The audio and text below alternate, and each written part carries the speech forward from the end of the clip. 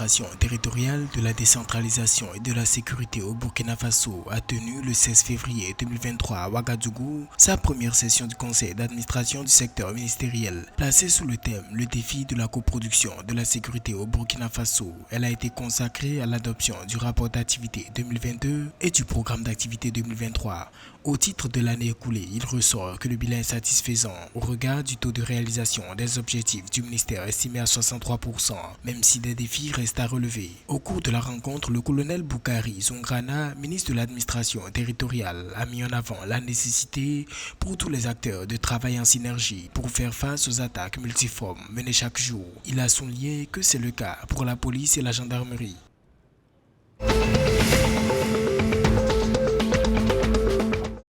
En Mauritanie, Ngueto Tiraina Yambay, le directeur général du Fonds africain de garantie et de coopération économique FAGAS, a informé de la volonté du fonds d'aider le pays à garantir les emprunts productifs destinés au financement de projets commerciaux économiquement ou financièrement rentables. À cet effet, il a mis en avant le concept de partage des risques entre banques et garants, notamment dans le cadre de financement des petites et moyennes entreprises, petites et moyennes industries et des projets structurants. Le FAGAS a adopté une stratégie d'intervention dénommée The New Momentum 2021-2025 pour accroître sa contribution au financement des PME-PMI.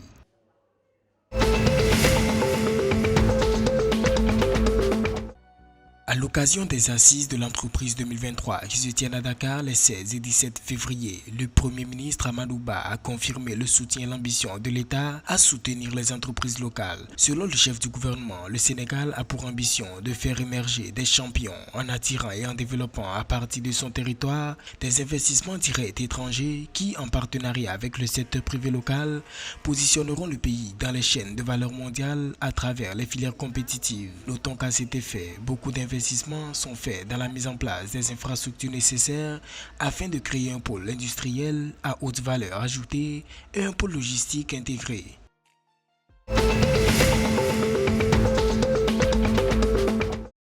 Le gouvernement ivoirien a annoncé dans la nuit du 15 au 16 février 2023, à l'issue de l'hebdomadaire Conseil des ministres, la réouverture officielle de ses frontières avec ses voisins, dont celle avec le Burkina Faso. Il faut rappeler que c'est le 22 mars 2020 que la frontière entre ces deux pays avait été fermée à cause de la pandémie du Covid-19. Les itinéraires de transit clandestins étant sous contrôle depuis lors, les autorités ont invité tous les voyageurs à utiliser dorénavant les itinéraires officiels.